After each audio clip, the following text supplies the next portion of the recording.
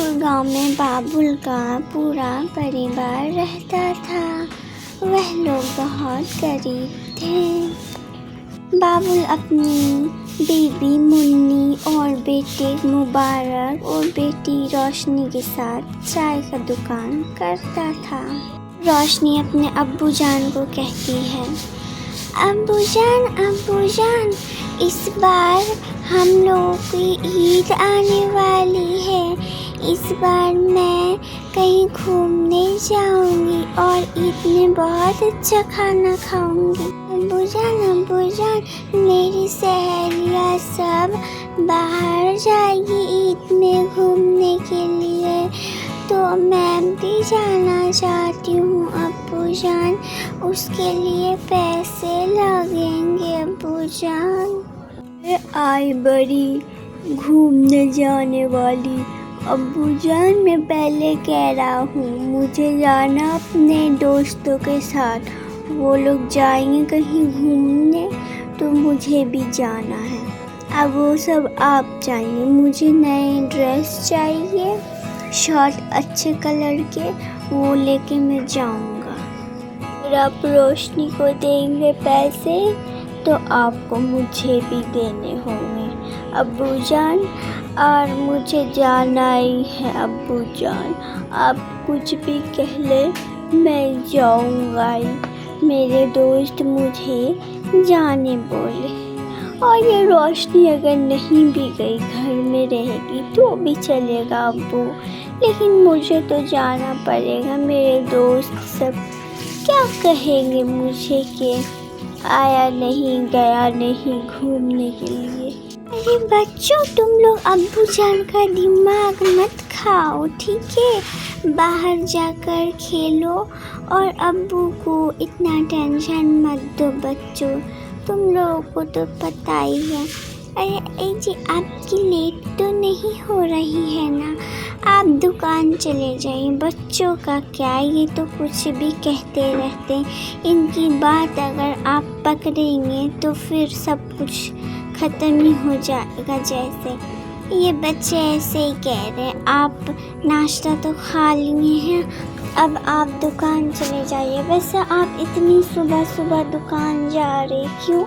आप तो थोड़ी लेट से दुकान खोलते हैं ना, तो इतनी जल्दी आज क्यों जा रहे हैं? कुछ खास बात है क्या? इतनी सवेरे सवेरे आप जा रहे हैं और आज जल्दी भी उठ गए आप। क्या बात है, बताइए ना जी, कुछ हुआ है क्या? बोलिए। रात को ठीक से सो नहीं पाया हूँ, पैरों में बहुत दर्द हो रहा है, पता नहीं क्या हो गया है। तो सोचा कि थोड़ा बाहर टहल लेता हूँ, और जैसे ही पैर में दर्द होना शुरू हुआ, नींद भी नहीं आ रही है। बताओ मैं क्या करूँ? और कल सवेरे मुझे दुकान जल्दी खोलना पड़ेगा, क्योंकि ग्राहक सवेरे तो आएंगे ना चाय के दुकान पे। और रोशनी और मुबारक की बातें सुने तुमने?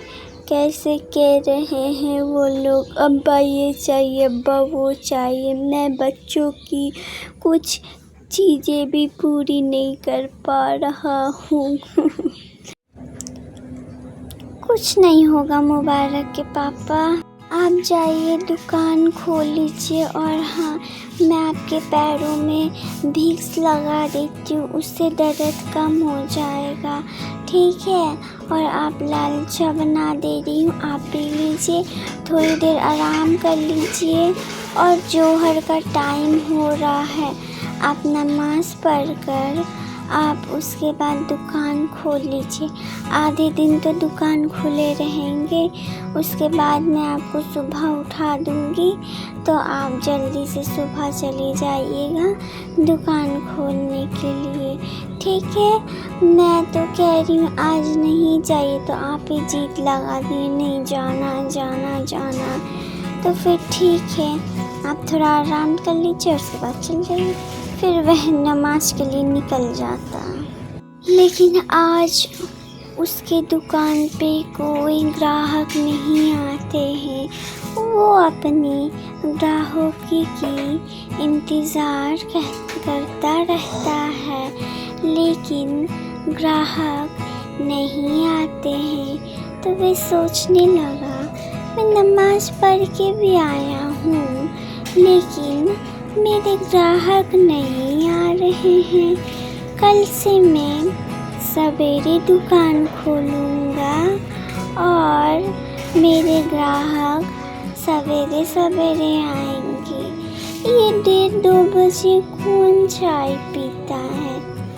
वही तो मैं गलत टाइम में आ गया। यह सब बाबुल अपने मन में सोच ही रहा था, तब वह घर चला गया। कल मैं इतना दुकान में इंतज़ार करा, कोई भी ग्राहक नहीं आए। पता नहीं क्या हो गया है। सोच रहा हूँ कल सवेरे जाकर दुकान खोल दूँगा ताकि ग्राहक जल्दी आए।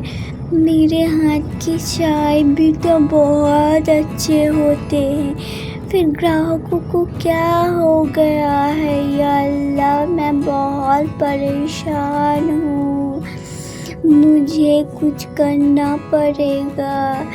क्या कहती हो मुन्नी, बताओ ना। मैं क्या करूँ या अल्लाह, मैं तो नमाज भी पढ़ता हूँ, फिर ये सब क्या हो रहा है? या अल्लाह, सब ठीक। ऐसा कुछ नहीं होगा, मैं जा रही हूँ नमाज़ पढ़ने और बहुत सारे दुआ कर।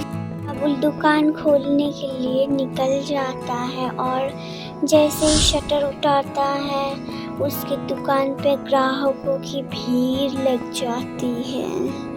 ओ भाई, मुझे चाय देना तो अच्छी वाली चाय और टेस्टी वाली चाय। फिर उस दिन बाबुल की बहुत कमाई होती है। दुकान में बहुत कमाई हुई है मुन्नी, आपको पता नहीं है आपकी दुआ में कितनी ताकत है। फिर बाबुल नमाज पढ़ना नहीं छोड़ता, वो 5 वक्त की नमाज पढ़ने चला जाता है। प्यारे दोस्तों, क्या आप लोगों ने मुझे सब्सक्राइब कर लिया? और घंटी के आइकन को दबाना बिल्कुल मत भूलिएगा।